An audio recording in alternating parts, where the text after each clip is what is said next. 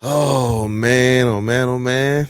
Let's go. Mr. Jeff Iafrate was holding it down on the Morning Woodward Show today, man. You were like that meme, bro. That guy with the sword, and everybody was just Yeah. chasing after him, and he was Hey, just out there like, "Yo, I'm here to do work." it comes with the territory, you know. I say you say your opinion, people don't agree with it. I tell you one thing though, one opinion you can't disagree with is um it's horrific to watch the Pistons right now. Man. But hey, that's an opinion I don't think anybody would argue with me about. But I'll tell you one thing, still storylines to speak about. Yeah.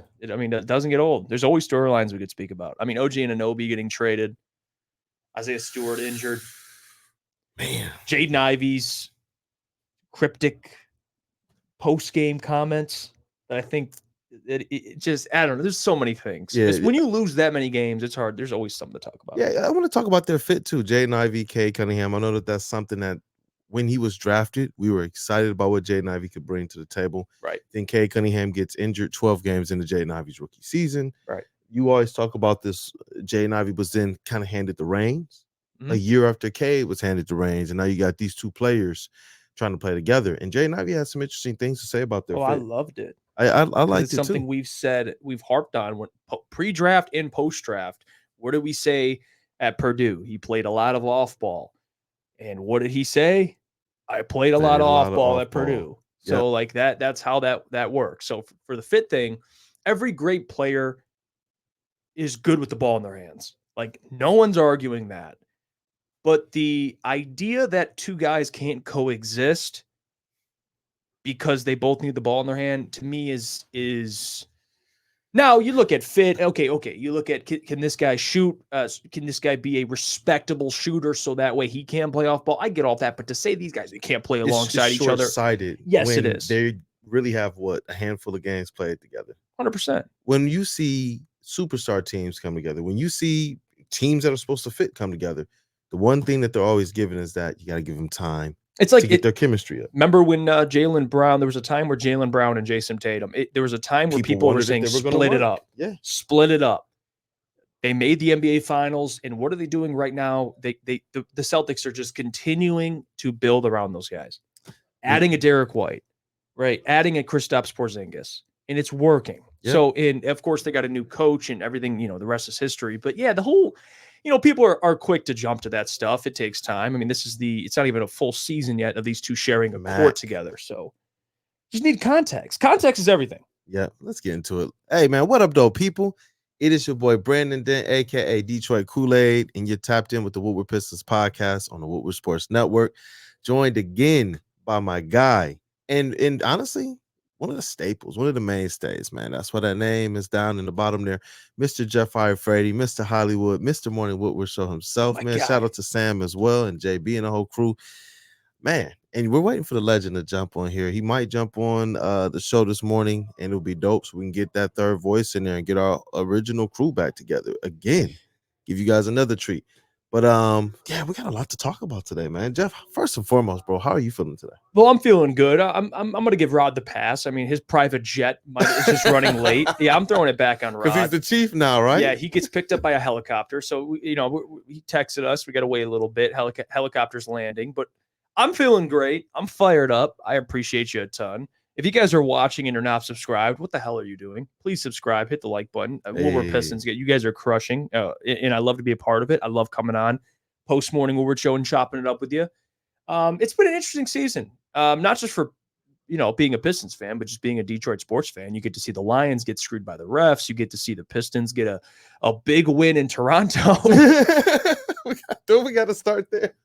That we have to start there. Hey, we can talk. Hey, by the way, we could. Yeah, Michigan going to the Natty, cool. Lions going toe to toe with Dallas, cool. But like beating the Raptors, man. Can we, bro? Not just beating the Raptors. Can we put some respect in the. But they got that one extra win before the new year. We wondered, are they going to get another win this year? Three. They got three. They got another win this year. 3-79 sounds a lot better than 2-80. And then they say we don't care about nothing else. They got popped by the Houston Rockets. Yeah.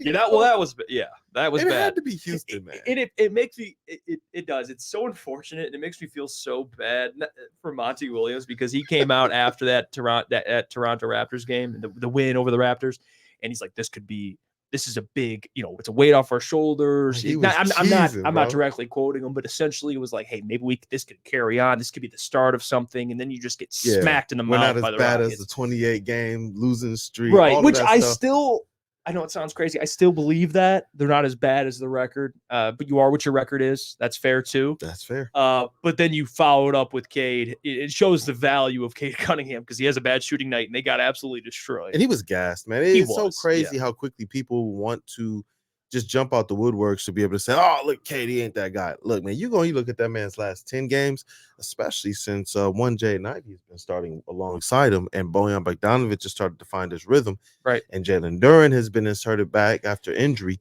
And Cade Cunningham looks like that guy. And the thing I've loved the most in that Toronto game as well is that he just kind of continued to press the issue all game, whether it was through facilitating or whether it was through scoring. I'm starting to see a different level of aggressiveness from Cade Cunningham that every now and then you're gonna have these types of off nights.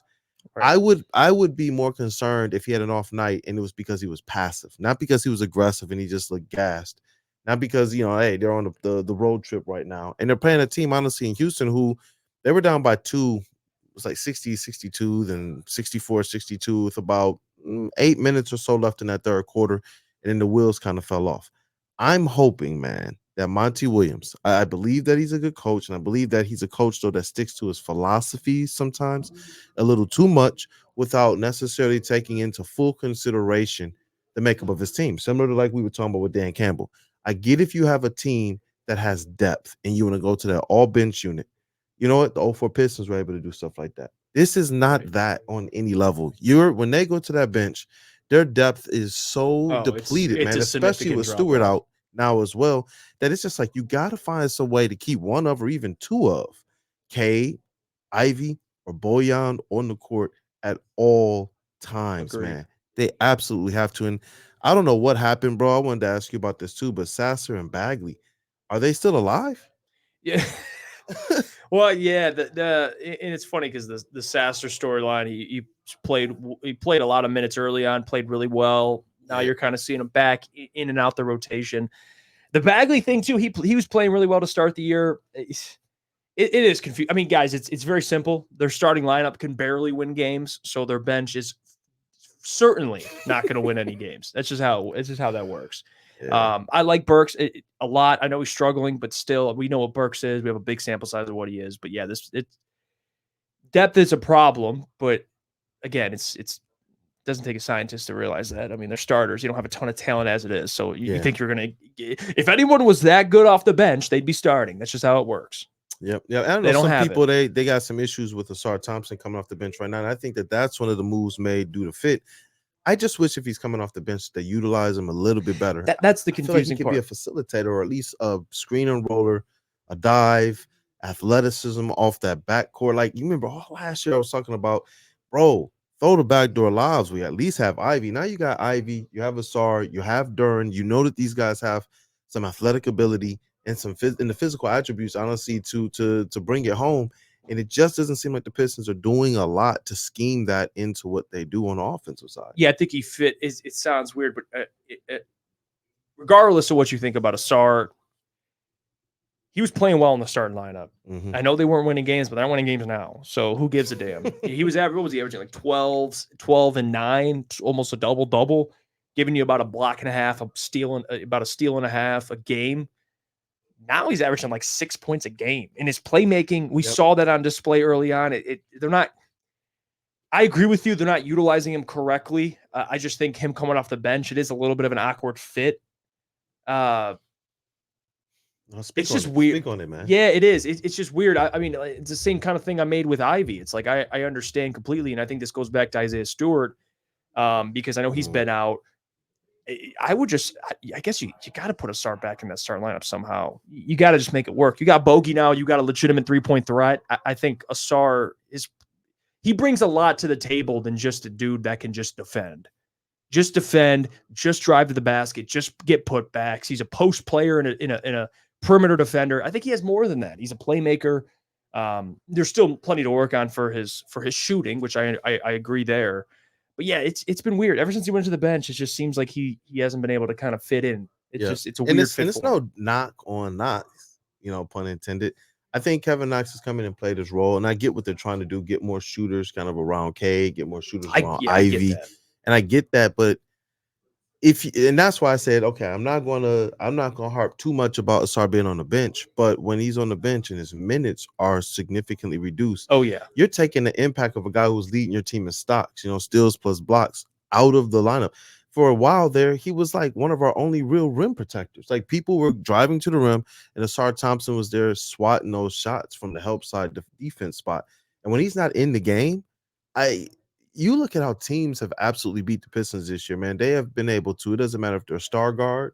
It don't matter if they're just a regular guard. It don't matter if they're a backup guard. They're able to just kind of waltz into the lane and just lay up, well, like freaking Desmond Bain did that 3 right. plays in a row to sink us. You're missing, and this is the whole thing we discussed with AUSAR when he was drafted, is you have the ability to put a guy on the opponent's best offensive player and alleviate pressure from Cade. That's what they said they were going to do. Yes, and when he's out of the starting lineup, surprise, you can't do that. He's on the bench. So therefore, you're arguably your best defender, your best perimeter defender, and honestly, he's one of your best post defenders too. It's crazy. He's a forward.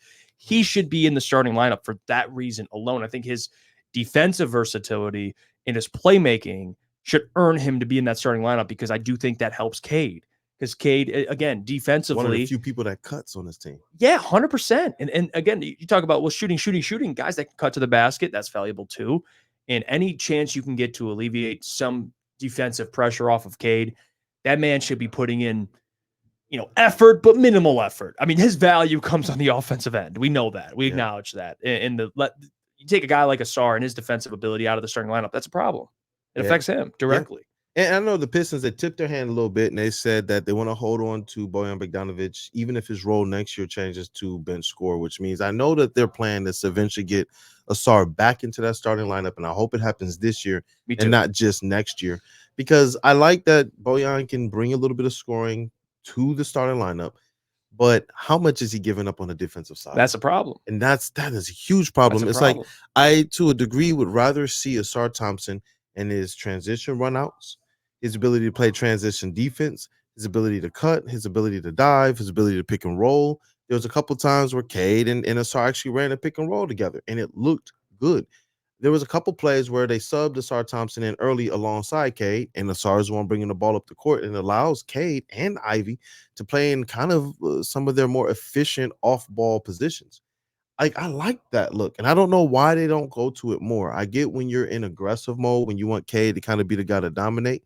There's going to be periods and stretches of the game where that has to be what Cade does. Right. But when you bring him in, or if you start AUSAR, I really hope that they are looking at utilizing all of his full potential. If he can't necessarily shoot at the clip or the efficiency that you want him to right now, you can't let that just be the determining factor on, well, I guess we just won't really play AUSAR Thompson. That to me is a head scratcher. If you're going to lose, you live or die by your young players. If you're going to lose a shit ton of games, especially when you ain't got nothing else. Yeah, that's the point. What's going on? Like if you're going to lose 70 plus games, I better see player development up the yin yang, like guys playing a ton of minutes. Then it sucks either way, but it's worse to lose with when you're playing veterans more minutes. Like that's what sucks more. That was supposed to be the deal, is that we will watch the young guys lose, not them trying to win hapless games with the veterans in there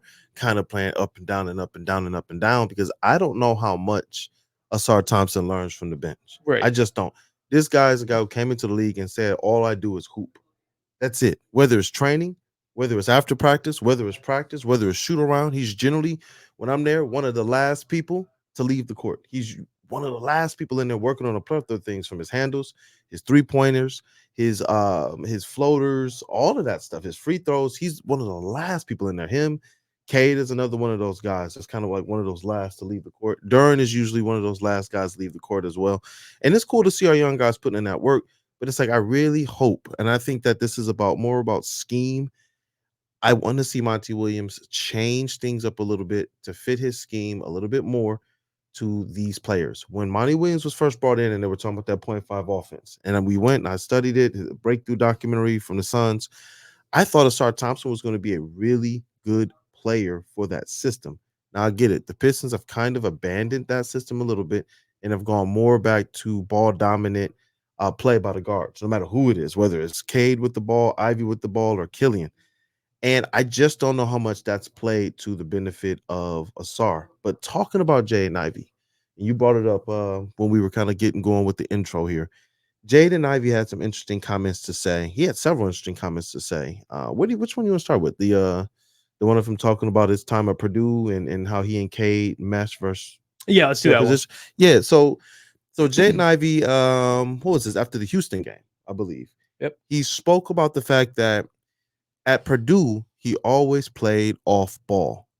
With the Pistons, especially last year, he's played more on ball than he's been comfortable with, or that he's used to. Let me not say comfortable with, than he's used to.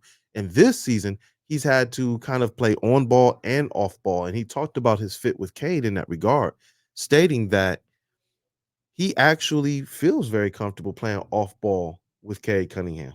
The part that he said he wants to get a little bit more comfortable with, shout out Spencer from the heavyweights. The part that he wants to get more comfortable with is actually when he's playing on ball with Cade Cunningham on the court. And I'm glad that he actually kind of spoke to his experience in college and kind of put it out there like, you know what, I'm still learning. And we got to be fair to that. Right. Second year player playing with this kind of dynamic, probably the most dynamic player he's ever played with in Cade Cunningham. Like when you think about it, he just came out of college. Cade is going to be probably the best player he's ever played with, who's ball dominant himself. Absolutely. Yep. And so I get that, man. But I wanted to ask you, just based on things you've seen since they've been starting together, what do you believe? How do you feel about their fit? I know at the beginning of them just starting, there were certain people who wanted to take the victory laps early on, but right now it's looking like they actually might be a pretty good pairing.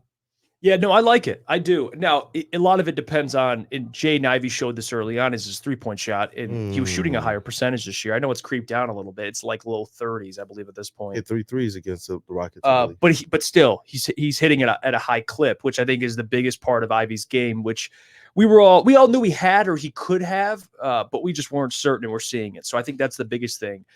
I think Ivy and Cade as a fit together, it's very intriguing because of a couple reasons. Their size and what they could do defensively. Now, you don't want Cade to do everything defensively, but they just have, I mean, Cade's 6'6", you got Ivy 6'4".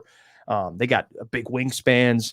Ivy's an athletic freak. I think they complement each other very well, like Ivy's strengths and what he does well versus what Cade does well. It's interesting. Now, people would argue, well, Jeff, I believe Ivy could be better off on his own team, which that's a lot of players, though. You can make that argument about a lot of players. I mean, hell, Jalen Brown, we talked about him earlier. What do you think he could be on his own team? It's how that works. Now, it's about sacrifice. And I think Ivy is smart enough to know, yes, I'm going to be a good player, but this is Cade's team. This is Cade's team. Everything it goes through Cade Cunningham. And you see kind of Jaden accept that role. And I've liked them playing together. I mean, you see them both playing well together in the starting lineup. Like you see a 25, 6 and 6 stat line from Cade, and you see a 5 and 4 stat line from Ivy. Like they're both able to get theirs playing with each other. And you could stagger their minutes too. So I like the fit. I think it needs more time. I mean, they're 21, 22 years old. So it's hard to win in the NBA when you're that young. So I would still give it time. But so far I've been impressed. I like it. And again, like I said before, if you're going to lose a ton of games, I'm going to lose with those two playing. Yeah. Because at least you're going to find out a lot about those guys. You have that, bro, all year. It doesn't matter what I've reported. It doesn't matter if I've reported things directly from the organization. One of the biggest disagreements I've had, and even when I tried to explain to people why Monty Williams didn't start Ivy, I still made sure to make the clear declaration that I believe Ivy should play and should play a lot of minutes. Right. Even if they're going to bring him off the bench, give that man 30 minutes a game, period, man. He's your number 5 pick. He's who led our team last year in a lot of different, not just categories, but in a lot of different ways. And I know it wasn't the best of seasons, but when you talk about everything they lost and that team did put together 17 wins, it's just like, you know what? And Ivy looked good. He looked the part. He looked the part. What I love about this pairing between Cade and Ivy is that they're starting to look exactly how we thought they would when they drafted Ivy. That fire and ice combo, right? That kind of methodical pace mixed with the speed that Jaden Ivey has. And the one thing, this is one of the improvements that I've absolutely loved up in Jaden Ivey's game, especially over maybe like the last 5 to 10, is he's starting to play with composure. He's not just kind of 100 miles in a 65 with bad brakes. He's still 100 miles in a 65, but he got new brake pads and he got new rotors. And I see him driving into the lane and sometimes between the legs, right back out to the 3-point line. In the past, I would see Jaden Ivey just like a blur go in and then kind of complain or look for a foul. I think that comes with just experience. Yep. Absolutely. Yeah. Experience, film study, Yep. And wanting to get better. And over the last few games, but really over the last like 5 to 10 games, I've seen him be a lot more composed in that part of his game. And it was a couple of times where I saw him drive in, go back out to the 3-point line, kind of survey, and then just beat his defender and get right to the rim. And I've absolutely loved this part of his game. Then there's a couple other times where you see him do the same thing. You know, he gets the ball in an ISO situation, he drives in, and in the past where it might have been like an errant floater or a missed layup, or might have been some contact on the play, but the refs kind of let it go. Now I'm seeing him finding Cade Cunningham for the 3-point shot. I'm seeing him find the 3-point shooters. And that's the part of his game that I've absolutely loved the most, is his ability to kind of facilitate off of the offensive looks he's creating with his speed, man. And it's been awesome to see, because that's the part that we need, because we know Cade's going to get double teamed. We know Cade's going to get the triple teams. We know that teams are going to hedge and have their 4s or their 5s kind of playing behind wherever the pick and roll is to make sure that Cade's not getting a clean look. But when you have a guy as dynamic and as fast and as skilled as Jaden Ivey, you're going to set up a lot of players. You're going to set up a lot. It doesn't matter who it is. Duren, Cade, Bojan. So I'm with you. I think you're 100% correct there. For Ivey moving forward, I think the biggest thing, and it comes again like with experience, and that goes for both Cade and Ivey, is learning how to put it all together, how to win games, and be the reason you're winning games. And those two, they've played a handful of games now together. It hasn't resulted in success, but I think that speaks more of what they need. They need another forward that could go get you 20. Like we talk about that, and be perfect segue. A two-way player can get you 20.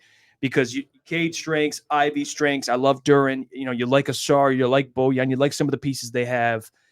Isaiah Stewart, preferably if you're winning games off the bench. But regardless, you need another guy that can be an offensive threat. Because right now it's like, who's stepping up? And when Ivy does things like that, it's awesome. But you need just somebody else with some experience, like 6 years in the NBA at least, that can come in and get you a bucket. You're preaching right now. And I think that what you talk about what this team is right now, how teams prepare for them defensively. Imagine prepare for a team where you have Cade, you have Duren, you have another guy that can get you 20. You got Jaden Ivey, who's continuing to take the next steps. I mean, this team could have multiple guys that teams have to prepare for. It would wind up making Bojan what the Pistons say they want to make him, and that's a kind of your secondary scoring, kind of just this player that he gets lost on the defense because you are focused on those 3 players you just mentioned, plus a 4th who can come in, step in right away, and be able to put pressure on the defense.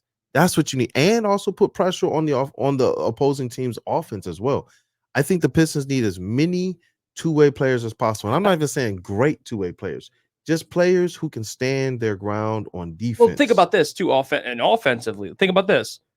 If you have a player like we'll go with a Julius Randle or a Kristaps Porzingis. You look at their roles on their teams right now. You drop them on the Pistons, they immediately become what? Your second option? I'll say one of the best players on the team. If not your first, depending on how Cade's playing. That speaks to your point about Bogey. Is he right now? He's like your second option, but he shouldn't be. You put Bogey on any other contender or any good team, he's your 4th best player. Yeah, let's be real. This is not last year's Bojan Bogdanovic. No, and that's why I think the Pistons personally made a mistake by not trading him, because you knew this man he's not getting any younger. Like, golly, he's not getting any better as a defender. Like that's a miss. That's where you have to capitalize on, and you see teams that are trying to contend for an NBA title. You trade that man and you take what you can get for him right now or at the time. And I understand this whole notion of, well, we don't want to get younger. We want to be able to add more vet talent. Right now, I think one of the best ways that the Pistons can add vet talent is if they go and they stack up as many first round draft picks that they That's can actually trade exactly. as possible, man. Exactly. Because there's a lot of teams out there with vets who are looking and are ready to break this thing down.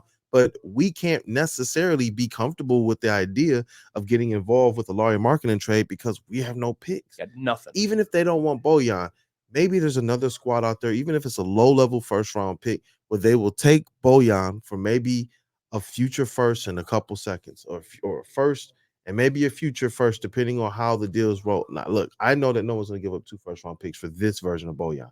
Last year, you might have been able to coax it, and we heard that there were some teams that did offer first-round picks for Bojan.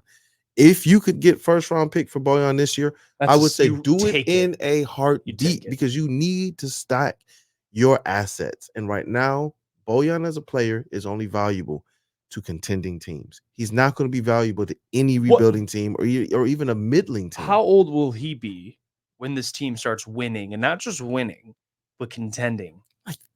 Out the league. That's a you got to trade him. He doesn't fit the timeline. Like if Bojan was 28, I'd say, you know what? Or 30. Let's just go with 30.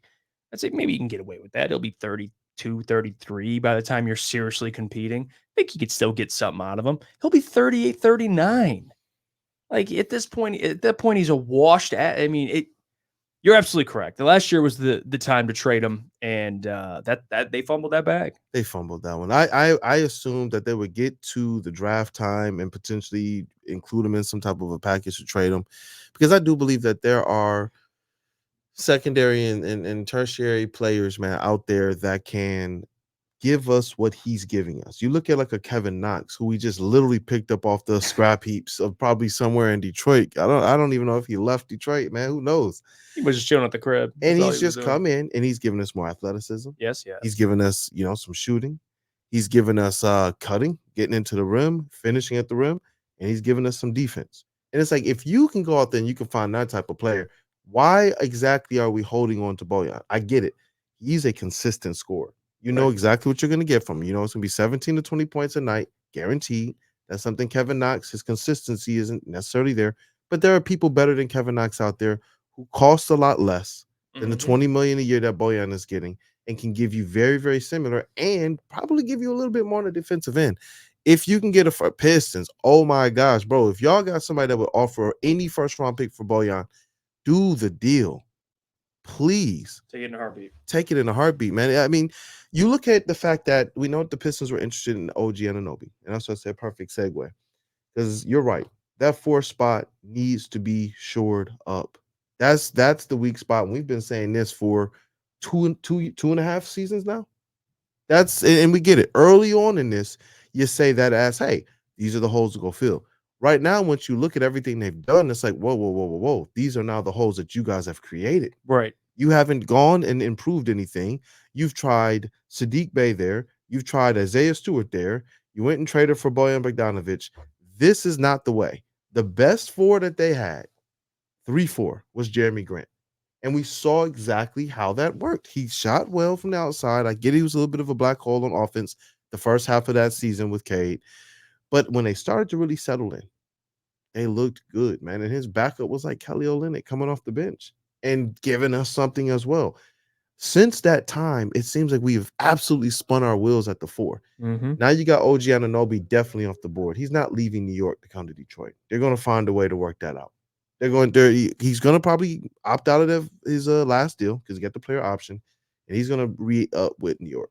And if he doesn't, the Pistons have the bag that they can absolutely throw at him. I just don't think he would be. I don't think he's leaving New York, though, for Detroit. Leaving the Raptors for Detroit, that's a completely different situation. But you got a team that is now giving up a lot of young players, giving up hometown kid and RJ Barrett. They're going to do everything. They're going to do everything they can to make sure that OG stays with New York. And that significantly thins the free agency board. It's like now they have to go out there and significantly go after an acquisition. I did want to get your thoughts on this, man. Miles Bridges. We know the legal trouble he's been in. But it seems like we know the Pistons were going to sign him before the legal troubles. We know that those kind of rumors kind of popped up that he was a target of theirs. And then all of the issue, and he even put it out there in some songs, and some of his people behind the scenes was talking about, yeah, we about to be Pistons. And then all the legal troubles happened, and obviously that kind of fell apart. He's kind of come back. I'm not going to say he's rehabilitated himself for his image, but he's back. He's playing games. He's actually hooping. Yep. And now all of a sudden his name is linked to the Pistons again. What options do you see out there for the Pistons, man? Is Miles Bridges, is he somebody you would be okay with? That's a tough one, man. Yeah, that's a tough one, man. I fall in the category of I don't care. Well, I should have to watch what I say here. I value more what a player does on the court and off the and on the field. That's how I've always been. Like that's why I Jalen Carter. That when everything was going through, everything was going on with Jalen Carter, I just said, "Give me Jalen Carter." And I get your point. So for Miles Bridges, it's I got to be consistent. Give me Miles Bridges. I'm okay with that. If he's legally viable to play on the court, yep, I understand that. Yep, I understand because that. Again, guys are church we make the same argument earlier. If he comes to this team, he's immediately your second option. He's immediately one of our more dynamic scorers on the team, period, bro. Like immediately. So like, how am I going to argue against that? I don't think the Pistons, you have no, I mean, if this was the Nuggets, if this was, I mean, hell, the Timberwolves with how they're playing right now. I mean, any team that's playing really well in the NBA, maybe you could be like, you know what, we don't really need Miles. I don't really want the headache. If you're the Pistons, you don't really have an argument to say you don't need a Miles Bridges. I think he provides a lot this team needs. He's from here. I don't know if you're one of those people that believe in, I don't know, about bringing a guy back home. It's fair. But at the same time, you would think, at least you'd hope with Monty Williams and this culture that they'd be able to figure it out. But yeah, I'm on board. If they traded and they got Miles Bridges, I'm not going to sit here and complain about it. Yeah, because as we look at their options, we know they're linked to. Because what are their options? Pascal Siakam. They're linked to Tobias Harris. They're linked to now goodness, man, what's his name? Can't believe Miles Bridges. Yep. These are the players. These are the options right now. You know what I mean? And it's not like this is the coup de grace. We're not sitting here saying that this is the best charcuterie board out there, but it's like these are the players that they have to work with right now that we know they can probably make something happen. I know Tobias Harris's wife is from here. Supposedly Tobias Harris is not against the idea of coming here. He is still a good player. I think he's the guy that if he was on this team right now, given his age, given his talents, I would give him the Bojan Bogdanović treatment. Maybe I could see that a little bit more, but not Bojan at his age, man. No, I just can't do that. No, I'm with you. I got to get out of here now. Yeah, I was about to say, man, we're going to close just it up a little bit. Shout out to Mike, by the way. He does audio for Big D. He's not feeling well today, so I'm filling in for him on Big D Energy. It's going to come out after that, but again, look at the camera even do. They knew Hollywood was leaving. All right, appreciate you guys, man. Seriously, if you're the camera is a Hollywood fan. If you're not subscribed, I just the force pulled the camera right off Brandon. If you're not subscribed. If you haven't liked the video, please like it. It pushes the content out there. And when if Rod joins, tell that man I love him. All right. He said he walked into absolute chaos at the job, man. He said it's absolute chaos. Oh gosh. And he said he's gonna definitely be on next week. Okay. So that's gonna be a good time. But look, you guys, I want to know you guys' thoughts on Miles Bridges. I want to know you guys' thoughts on the fit between Cade and Ivey. And I want to know you guys' thoughts on AUSAR Thompson as well. I really do, man. Thank you guys for tapping in. It's the Woodward Pistons podcast on the Woodward Sports Network. Jeff Iafrate, Mr. Hollywood himself. It's your boy Detroit Kool-Aid, man. Hit the like button, subscribe. Hope you guys have a blessed Brandon's face. day. Look at that. Deuces. Oh, man.